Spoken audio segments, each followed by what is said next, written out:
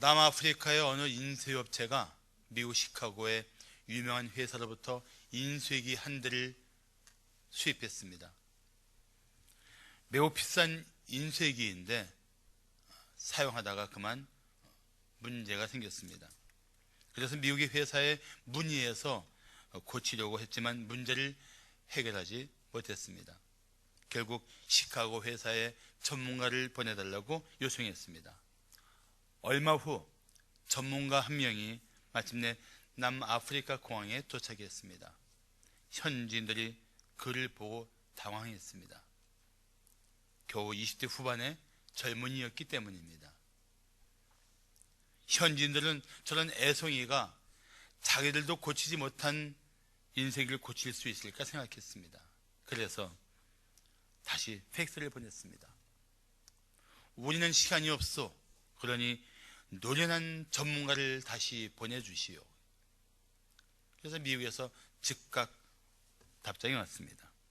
당신들이 겉모습으로 어리게 판단한 그 젊은이가 바로 그 기계를 설비한 장본인입니다. 그 사람만이 모든 문제를 해결할 수 있습니다. 그러니 아무 말 말고 그의 지시에 따르면 문제를 해결할 수 있을 것입니다. 난 이 글을 읽으면서 예수님과 연결시켜 봤어요. 그래, 예수님은 우리 스스로는 결코 해결할 수 없는 죄와 사망의 문제를 해결하시기 위해서 이 땅에 오신 하나님이시구나. 예수님을 믿고 따르면 우리는 모든 문제를 해결하고 창조의 목적을 회복할 수 있겠구나. 삶의 의미를 되살릴 수 있겠구나. 이런 생각을 했습니다. 그래서 바빙크는 구속은 창조의 회복이라고도 말했습니다. 사랑하는 성도 여러분, 12월은 특별히 예수님을 탄생하는 기념일이 있습니다. 성탄절이라고 합니다. 그런데 최근에 미국의 일부에서는 크리스마스는 그리스도가 태어나신 날이라는 뜻이니까 그냥 행복한 휴일이라고 하자 해서 해피 홀리데이라고 부르기도 합니다. 그런데 카드를 많이 보낼 때에는 아기 예수의 그림은 점점 사라지고 산타와 기괴한 동물들이 나타나기도 했습니다. 그것은 점점 세상이 그리스도의 탄생을 부정하고 그리고 거부하고 있는 모습을 보여주고 있는 것입니다. 그러나 성도들은 정말 12월 25일이 예수님이 태어나신 날이냐 하는 문제를 접어두고라도 우리 인생의 역사 속에 실제 아기로 태어나신 예수님을 다시 생각해야 합니다. 그리고 이 세상에 오신 예수님을 마음에 깊이 새겨야 할 것입니다. 오늘 우리는 요한복음 1장 1절부터 14절을 봉독했습니다. 특별히 요한복음 1장 1절부터 18절을 요한복음의 서론이라고도 말합니다. 특별히 예수님이 어떤 분이신지를 성경은 확실하게 증거하고 있습니다. 저는 우리 성도들이 예수님을 기뻐하며 맞이하는 성탄절을 함께 준비하길 바랍니다. 그리고 이 예수님을 이웃에게 담대하게 전하는 성탄절이 되기를 기대합니다. 자, 인류의 역사 속에 오신 예수님은 어떤 분입니까? 인류의 역사 속에 오신 예수님, 첫째, 영원하신 하나님이십니다. 예수님은 영원하신 하나님이십니다. 칼빈은 그의 창세기 주석에서 이런 말을 했습니다. 세상이 창조된 후 인간은 마치 무대 위에 세워지듯 세상 안에 놓여졌다. 하나님의 위대한 작품들을 바라보면서 인간은 그들의 작가가 되시는 하나님께 겸손히 경배한다. 그렇습니다. 우리는 하나님의 피조물입니다. 그리고 하나님의 영원하신 신성과 능력이 모든 피조물에 충만하게 나타났습니다. 그래서 우리는 이 모든 피조물을 보면서 하나님을 경배하게 됩니다. 그런데 인간은 워낙 죄로 말미암아 철저히 부패하게 되었습니다. 그래서 모든 피조물에 나타난 하나님의 손길을 보고도 깨달을 수가 없습니다. 온 우주에 충만한 하나님의 능력을 보고도 경배할 수조차 없게 되었습니다. 그래서 로마서 1장 20절과 21절을 말씀하기를 창세로부터 하나님의 보이지 아니하는 것들 곧 하나님의 영원하신 신성과 능력과 신성이 하나님께서 만드신 만물에 분명히 보여 알려졌나니 그러므로 사람들이 핑계하지 못할지니라. 하나님을 알되 하나님을 영화롭게도 아니하며 감사하지도 아니하고 오히려 그 생각이 허망하여지며 미련하는 마음이 어두워졌다고 말씀합니다. 그런데 영원히 영광과 존귀를 받기 합당하신 하나님이 이 세상에 오십니다. 그분의 이름이 예수님입니다. 1절은 말씀하기를 태초에 말씀이 계시니라. 이 말씀이 하나님과 함께 계셨으니 이 말씀이 곧 하나님이라고 말씀합니다. 근데 여기에 함께라는 단어가 주목할 단어입니다. 함께라는 단어는 향하여라는 뜻도 있습니다. 다시 말하면 말씀이신 하나님이 하나님 아버지와 함께 계실 뿐 아니라 하나님을 향하여 존재하고 있었다는 뜻입니다. 하나님을 향하여 존재했다는 뜻은 하나님 아버지와 인격적인 관계를 가지고 영원 전부터 존재하셨다는 뜻입니다. 우리는 놀랍게도 요한복음 1장 1절에서 삼위일체 하나님을 보고 있습니다. 아버지 하나님과 말씀이신 하나님, 곧 성자 하나님이 영원 전부터 이미 사랑의 교제를 나누고 계셨던 것입니다. 영원 전부터 성부 하나님, 성자 하나님, 그리고 성령 하나님은 한 하나님으로 완전한 사랑과 연합을 이루고 계신 것입니다. 그런데 놀라운 것은 우리가 그 예수를 믿는 순간 우리는 그리스도와 연합하게 됩니다.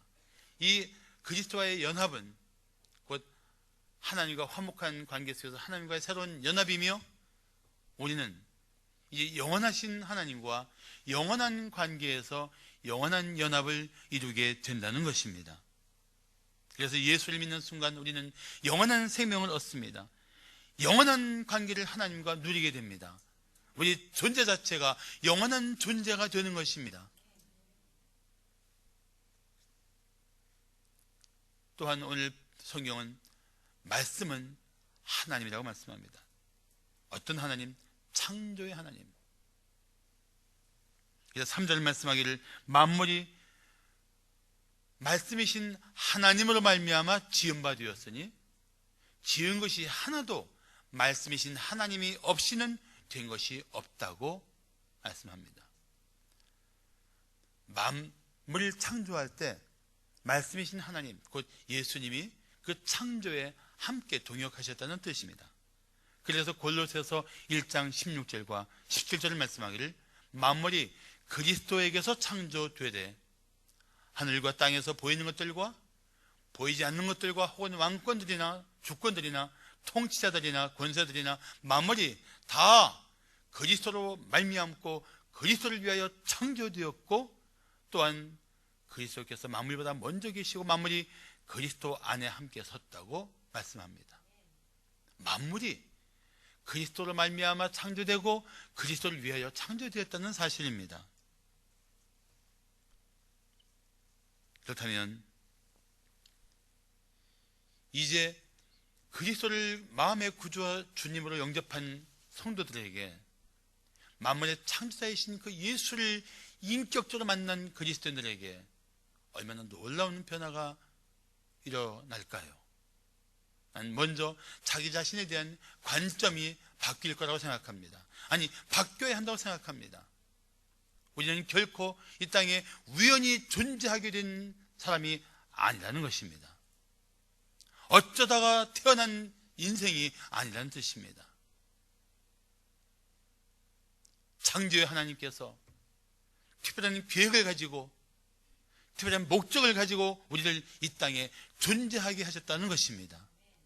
오늘 그런 의미에서 심은수 교수님의 찬양이 얼마나 마음에 와닿습니까?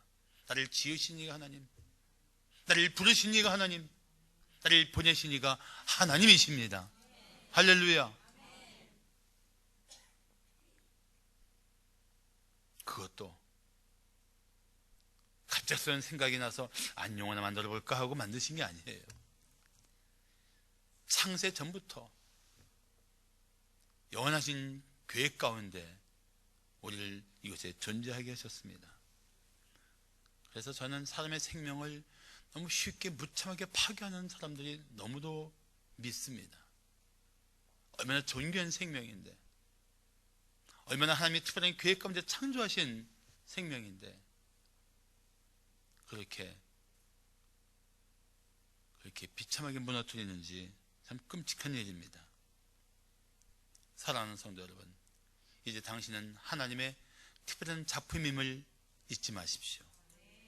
그리고 이제는 영원하신 하나님과 영원한 삶을 살게 됐다는 사실을 기뻐하십시오. 그러므로 우리는 영원하신 하나님을 믿는 자답게 살아야 합니다. 세상이 전부가 아니고 영원한 하나님의 나라를 향해 전진하는 성도라는 사실을 마음에 깊이 새겨야 할 것입니다. 자, 인류의 역사 속에 오신 예수님은 어떤 분입니까? 인류의 역사 속에 오신 예수님은 둘째, 빛이신 하나님이십니다. 빛이신 하나님. 아마 우리나라 교포 중에 미국에서 가장 고위직에 올랐던 분이 고 강영우 박사님일 겁니다. 그분은 중학교 때 축구공에 맞아서 실명하신 분입니다. 근데 그분이 이런 고백을 했습니다. 나는 한평생 주님만 보고 걸었습니다. 나를 보면 어둠인데 주님을 보니 빛이었습니다. 그래서 주님만 보았습니다. 사람들은 내게 칠흑 같은 어둠 속을 살면 기분이 어떠냐고 묻습니다. 그렇지만 그건 모르는 소리입니다. 난 어둠 속에 있지 않습니다. 늘 빛으로 가득했고 그 빛이 너무 눈부셔서 짙은 선글라스를 끼고 있을 뿐입니다. 지난 한평생 빛이신 그분과 함께 이 어둠의 세월을 걸어온 것에 나는 깊이 감사할 뿐입니다. 삶의 어둠 속에서 빛이신 예수님을 만났던 강 박사의 고백이 아름답지 않습니까? 정말 아름다워요.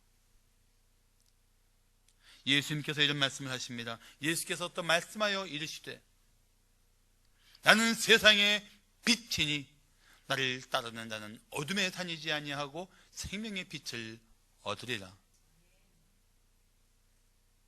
사랑하는 성도 여러분, 다시 묻고 싶습니다.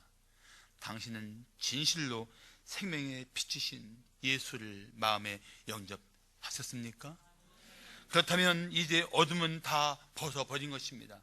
더 이상 어둠에 다닐 수가 없습니다. 생명의 빛이 여러분을 비추고 있습니다. 그래서 에베소서 5장 8절을 말씀하기를 너희가 전에는 어둠이더니 이제는 주 안에서 빛이라 빛의 자녀들처럼 행하라고 말씀하십니다. 이토록 놀라운 삶의 변화가 어떻게 가능할까요? 그것은 하나님이신 말씀이 세상에 빛으로 오셨기 때문입니다. 보면 사도를 말씀하기를 그 안에 생명이 있었으니 이 생명은 사람들의 빛이라고 합니다. 말씀이신 예수 안에 영원한 생명이 있었습니다. 지금 요한복음에 나오는 이 생명은 다 영원한 생명을 말하는 거예요. 이 생명은 오직 예수를 믿는 자들에게 주어지는 생명입니다. 그리고 죽음의 어둠 속에 있는 자들에게는 빛이십니다. 안타깝게도 어둠이 깨닫지를 못합니다. 그래서 5절을 말씀하기를 빛이 어둠에 비추되 어둠이 깨닫지 못하다라고 합니다. 사람은 죄와 사망의 어둠에 갇혀 있습니다. 그러나 빛이신 예수님을 마음에 모셔드리면 어둠은 사라질 것입니다. 그래서 누가복음 1장 77절부터 79절은 이렇게 말씀합니다. 주의 백성에게 그 죄 사함으로 말미암는 구원을 알게 하리니 이는 우리 하나님의 긍휼로 인함이라. 이로써 돋는 해가 위로부터 우리에게 임하여 어둠과 죽음의 그늘에 앉은 자에게 비치고 우리 발을 평강의 길로 인도하시리로다. 아멘. 성경은 예수님이 이 땅에 오신 것을 표현하기 때문에 위로부터 돋는 해가 임하여 우리에게 임하여 어둠과 죽음의 그늘에 앉은 자에게 비친다고 한 것입니다. 침례 요한, 세례 요한은 빛이신 예수님의 증인으로 살았습니다. 우리도 그런 증인의 삶을 살아야 마땅합니다. 사실 달을 밟아왔던 인류를 볼 때 달은 빛을 낼 수 있는 조건이 하나도 없습니다. 그런데 그 달이 어둠 속에 달빛을 내는 이유는 태양의 빛을 받아서 그렇다는 것입니다. 생각해 보십시오. 우리에게는 빛을 낼 수 있는 조건이 하나도 없습니다. 그러나 진실로 세상에 비추신 예수를 소유했다면 우리는 도저히 빛을 낼 수 없는 이 삶의 조건을 가지고 또한 빛을 내는 존재가 될 수가 있습니다. 그래서 우리를 통해서 우리 이웃들이 생명의 빛이신 예수님을 만나게 해야 합니다. 그런데 누구든지 예수를 믿으면 구원을 받습니다. 그리고 하나님의 자녀가 되는 권세를 얻을 것입니다. 그래서 12절을 말씀하기를 영접하는 자, 곧 그 이름을 믿는 자들에게는 하나님의 자녀가 되는 권세를 주셨다고 완료형으로 말씀하고 있습니다. 영접한다는 말씀은 단지 믿는 것을 말하는 것이 아닙니다. 내 마음속에 예수 그리스도를 구주 주님으로 영접하는 것입니다. 그리고 예수 그리스도의 주권을 온전히 인정하는 것입니다. 사실 우리 같은 죄인이, 죽어마땅한 죄인이 오직 한 가지 조건, 예수를 믿고 구원받을 뿐 아니라 하나님의 자녀가 되는 권세를 얻을 수 있다면 얼마나 영광스러운 일입니까?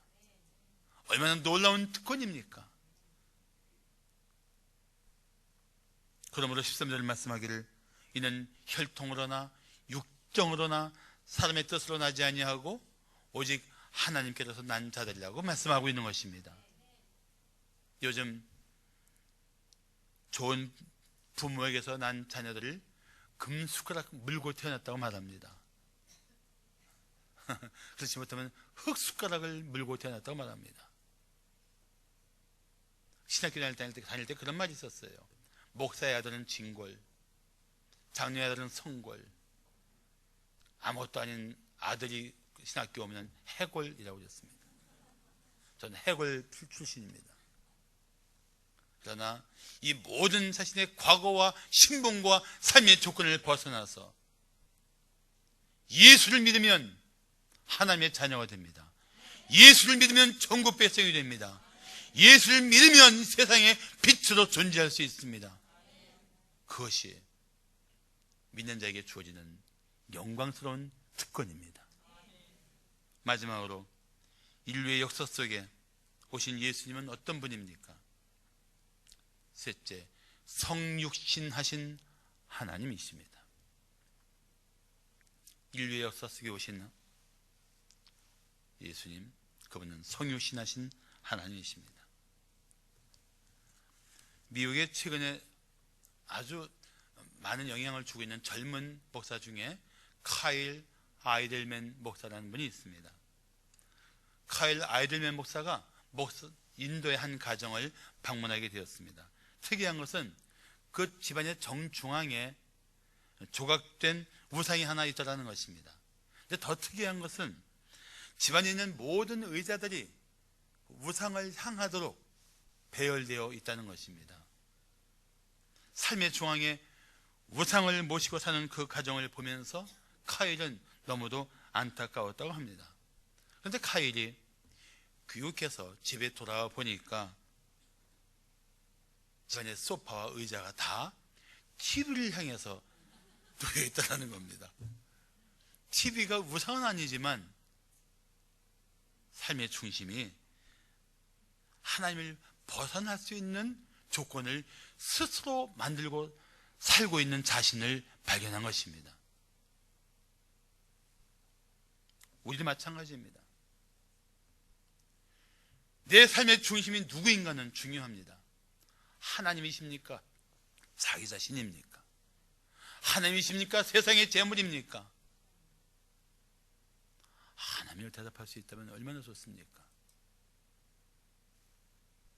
오늘 본문 14절 말씀하기를 말씀이 육신이 되어 우리 가운데 거하심에 우리가 그의 영광을 보니 아버지의 독생자의 영광이요 은혜와 진리가 충만하다고 말씀합니다.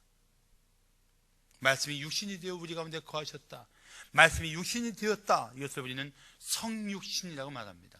이룰 성자, 육신이 되셨다. 하나님이 사람이 되셨다라는 뜻입니다.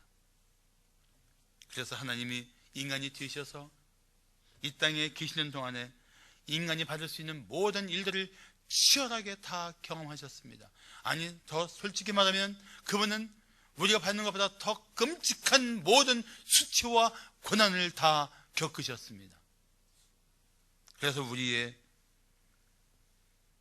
모든 연약함과 고통을 다 하십니다. 히브리서 4장 15절을 말씀하기를 우리에게 있는 대제사장이신 예수 그리스도는 우리의 연약함을 동정하지 못하실 이가 아니요 모든 일에 우리와 똑같이 시험을 받으신 이로되 죄는 없으시다고 말씀합니다. 그런데 그분이 성육신 하셔서 우리 가운데 오셨습니다. 14절에 거하심이라는 말씀을 하는데 이 거하심이라는 뜻이 장막을 치다라는 뜻입니다. 여러분, 이스라엘 백성들이 광야를 이동할 때 그들이 머물 때 어떻게 했냐면은 장막을 가운데 치고 12지파가 동서남북으로 3지파씩 나누어서 장막을 중심으로 진영을 쳤습니다. 그들은 철저히 하나님 중심이었습니다. 그리고 그들의 삶에서 하나님을 경배하고 하나님의 임재를 경험하는 일들을 가장 소중하게 여겼습니다. 예수님이 성육신하여 이 땅에 오셨을 때 우리는 마땅히 예수를 우리 삶의 정중앙에 모시고 그분의 임재를 경험하고 그분을 통하여 하나님을 경배할 수 있는 은혜를 사모해야 마땅한 것입니다. 그래서 예수님은 당신을 성전이라고 말씀하십니다.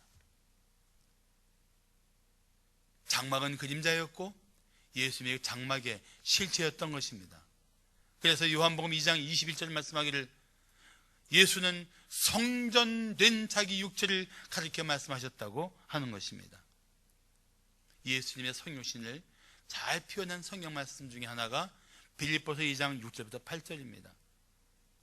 그는 근본 하나님의 본체시나 하나님과 동등됨을 취할 것으로 여기지 아니하시고 오히려 자기를 비워 종의 형체를 가지사 사람들과 같이 되셨고 사람의 모양으로 나타나서 자기를 낮추시고 죽기까지 복종하셨으니 십자가에 죽으심이라고 말씀합니다. 사랑하는 성도 여러분, 하나님이신 그분이 자기를 낮추시고 십자가에 당신을 내어주시면서까지 우리를 죄와 사망에서 구원하기 위해 오셨습니다. 성육신은 우리를 위한 희생제물이 되기 위해 하나님이 사람이 되신 사건입니다. 영국의 찰스 스펄전 목사는 이런 설교를 했습니다. 교회 안에서 중요한 인물이 되려고 하지 마십시오. 미천한 자, 겸손한 자가 되려고 하십시오. 교회에서 최고의 사람은 모든 사람이 신발을 터는 출입구 매트가 되기를 자원하는 사람이며 하나님의 영광을 위한 일이라면 자신의 입장은 전혀 상관치 않는 성도입니다.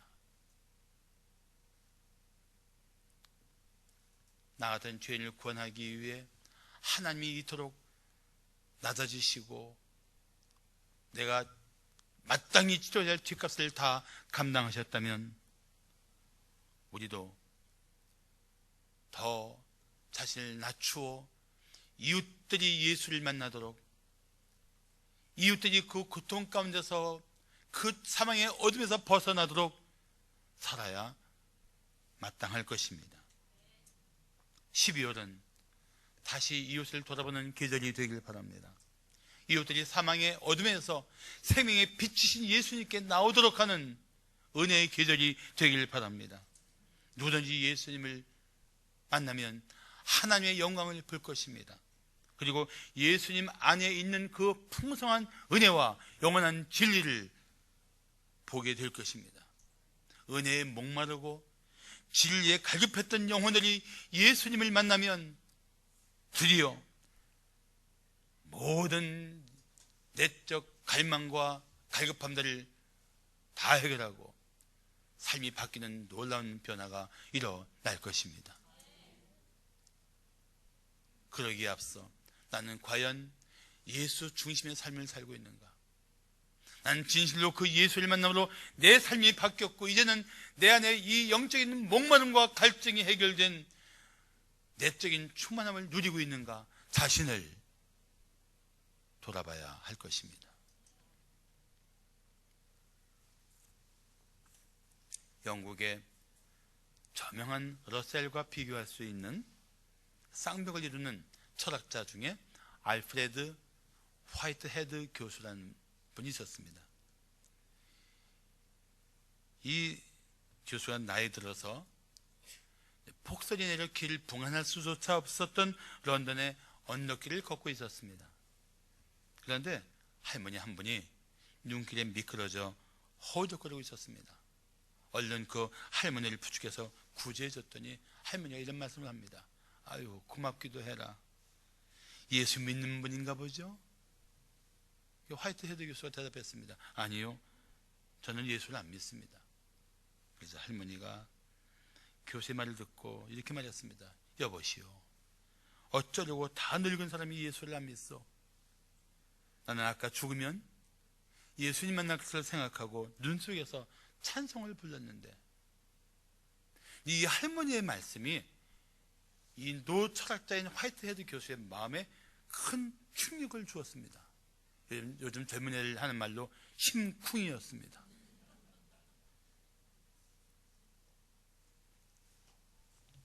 그래서 교수는 교회에 나갔습니다. 유명한 철학 교수가 온 걸 알고 목사는 한 달 내내 철학적인 설교를 했습니다. 그 교수를 위해 준비한 설교였습니다. 견디도 못한 이 노 교수가 목사에게 말했습니다. 목사님, 그러면서 내가 더 많이 합니다. 내가 찾는 것은 저 할머니 예수님입니다. 그렇습니다. 세상은 우리를 통해서 그 어둠의 자리에서 빛이신 예수님을 만나기를 갈망하고 있습니다. 단지 그분들이 누가 이 어둠 속에서 나를 건질 수 있는 분인지를 몰라서 그렇습니다. 누가 이 사망의 그늘에 있는 나를 빛으로 일으켜 주시는지를 몰라서 그렇습니다. 이 일에 우리가 예수님의 증인이 되어야 합니다. 다시 한번 생각해 보십시오. 당신이 믿는 예수님이 어떤 분이십니까? 영원하신 창조주 하나님이심을 믿습니까? 생명의 빛으로 오신 예수님을 믿습니까? 우리의 속죄제물이 되시려고, 나를 위한 희생제물이 되시려고 사람이 되어 오신 하나님이심을 믿습니까? 그렇다면 더 이상 잠잠할 수 없습니다. 그 예수를 전해야 합니다. 그 예수의 증인이 되어야 합니다. 12월은 다시 힘을 모아서 예수 그리스도의 강림을 기뻐해야 합니다. 그리고 이 어둠에 사로잡힌 땅에 생명의 빛으로 오신 예수를 당당히 힘써 전해야 할 것입니다. 오늘 제가 박정화 집사님한테 이런 얘기를 했어요. 박정화 집사님, 주전자라고 내가 주전자가 삼행시를 쳤어요. 한번 문을 띄워서 졌어요. 띄워보세요. 자, 좀 잘 좀 떼봐요. 시작. 주저하지 말고 전도합시다. 자신 있게 합시다. 재밌죠? 우리가 이 예수를 전할 때 어둠에 그늘에서 이 예수 만난 자들에게는 생명의 환희가 노래가 되는 역사가 일어날 것입니다. 이번 12월이 그런 은혜를 나누는 풍성한 계절, 그 주님을 만나는, 그 예수를 인격적으로 만나는 성탄절이 되는 계절이 되기를 축복합니다. 기도하시겠습니다.